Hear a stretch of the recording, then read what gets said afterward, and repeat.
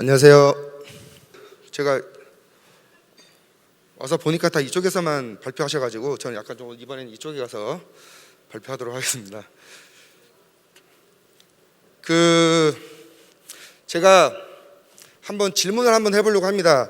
지금 저희가 만 2년 넘게 코로나 상황을 지내다 보니까 이 한국 뷰티 산업이 어떻게 됐을까 궁금해하시는 분이 계실 것 같아요.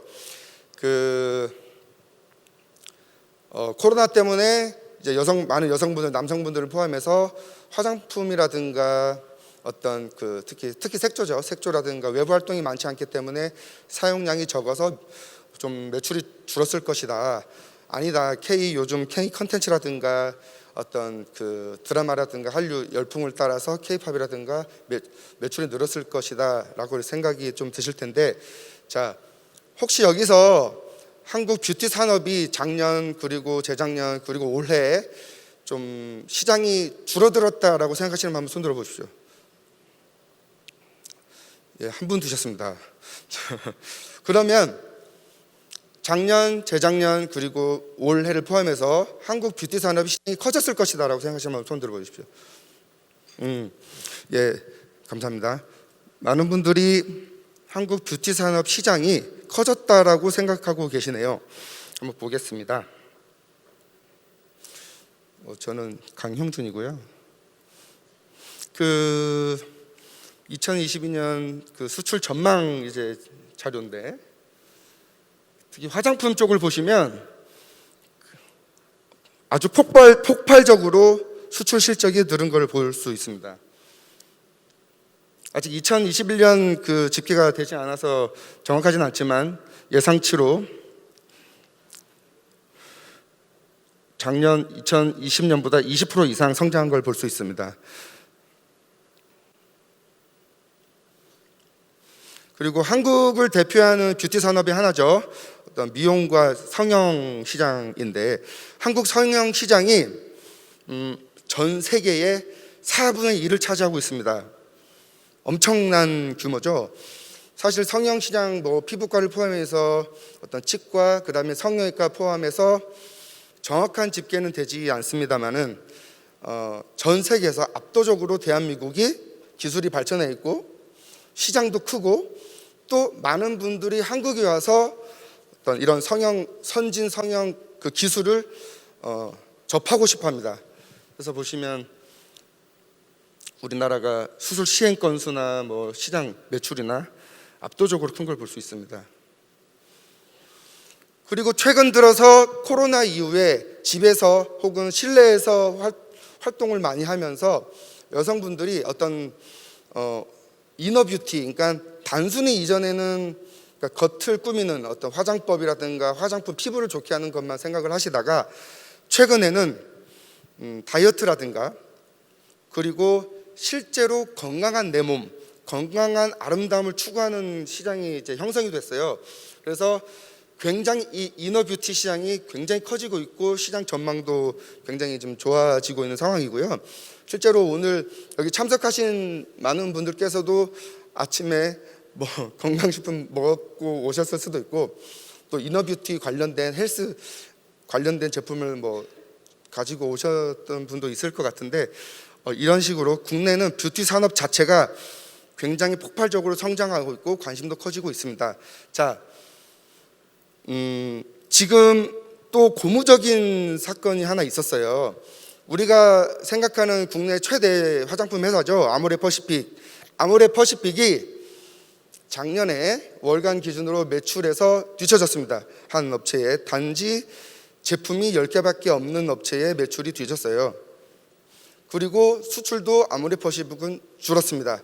그런데 아까 도표를 보시면 우리나라 화장품 수출이 20% 이상 늘었다는 걸 볼 수 있잖아요.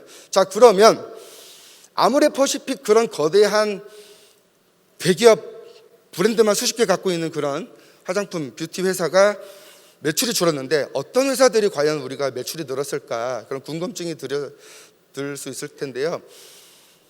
흔히 말하는, 최근 들어서 말하는 힙하다, 그리고 아까 앞전에 강의 제가 아주 감명 있게 봤는데 그 세대의 커뮤니티와 커뮤니케이션을 분석하려 하지 말고 그냥 받아들이고 그 안에 흡수돼서 대응했으면 좋겠다, 이런 말을 해주셨거든요. 뷰티 산업도 마찬가지입니다. 뷰티 산업이 아니라 아마 모든 산업이 그럴 거라고 생각을 하는데,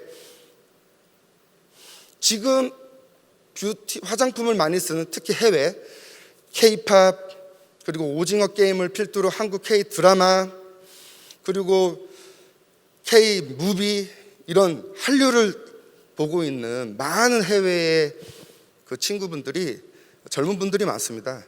그분들은 이 한국 컨텐츠를 굉장히 힙하다고 느끼고 있어요. 굉장히 세련되고 다른 나라가 만들면 유치할 것 같은 컨텐츠를 굉장히 진지하면서 재밌고 의미도 주고, 재미있는데 의미까지 있는 그런 컨텐츠들이 나오다 보니까 전 세계를 휩쓸고 있는데, 그 컨텐츠와 함께 거기서 노출되는 우리 한국 배우들, 그리고 어떤 기술들, 이런 거에 외국분들이 굉장히 지금 관심 깊게 보고 있어요. 자, 그러하면서 생긴 일들이 조금 있는데, 제가 많은 사진이 있었는데 많이 안 하고 아주 간단한 사진을 했는데, 이 사진 보시면 우리나라 화장품 그 광고하는, 온라인에서 광고하는데 어떤 회사나 쓰는 아마 사진일 것 같아요. 도용한 거죠.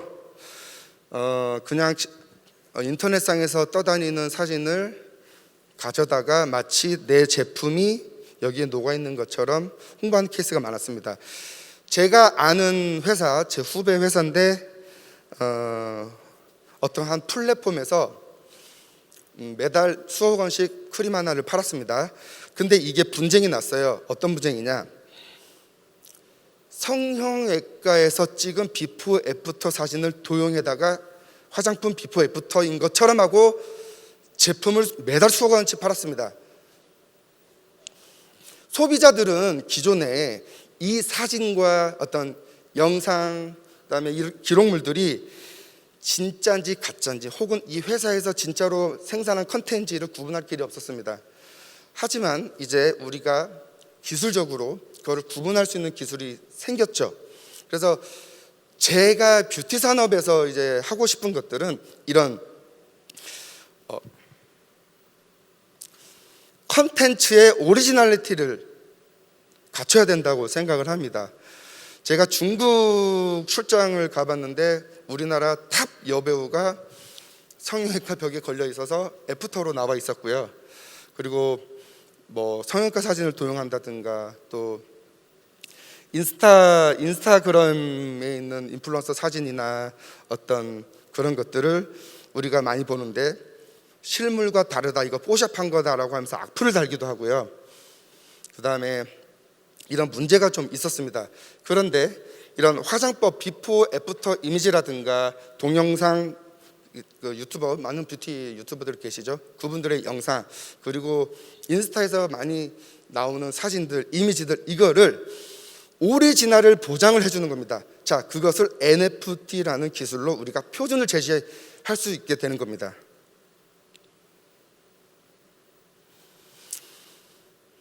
엄격한 이미지의 보장이 필요합니다. 우리 뷰티 산업에서도.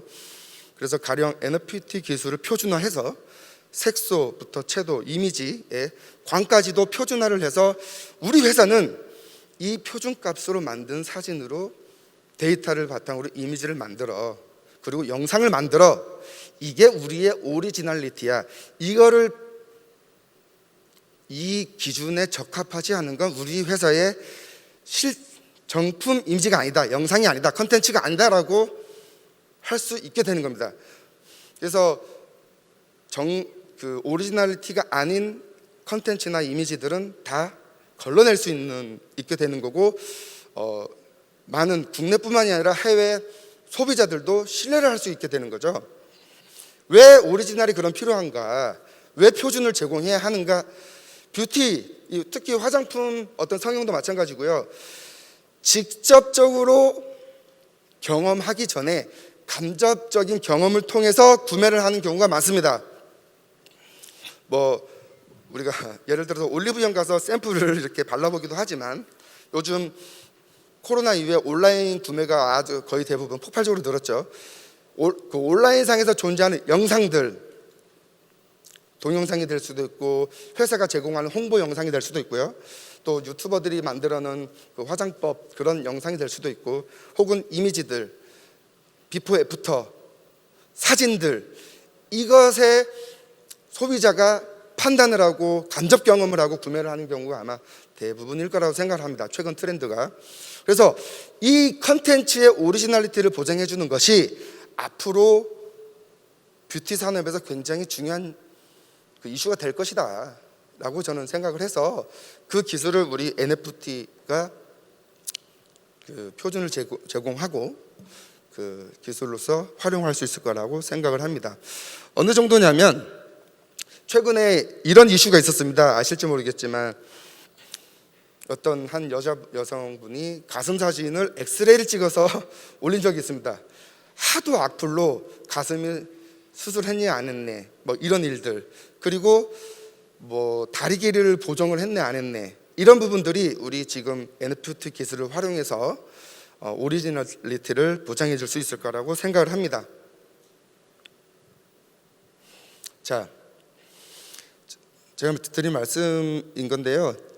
그 아까 말한 우리 뷰티 산업에서 이제 많은 활동하고 있는 컨텐츠들, 그리고 영상들, 기록물들, 이런 것들을 기록을 보장해 줍니다. 영상 이미지를 보장을 해 줍니다. 기술로서.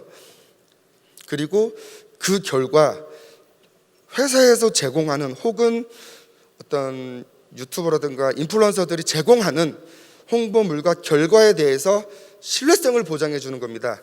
그 기술로서 NFT 기술을 뷰티 산업에 적용했을 경우에 기존과 같던 어떤 신뢰가 없는 영상물이라든가 간접 경험을 통해서 구매하는 많은 소비자들에게 신뢰성을 보장해 주면서 굉장히 건전하고, 또 이 기술을 활용하는 업체들만이 살아남을 수 있는 그런 시장이 될 거라고 생각을 합니다.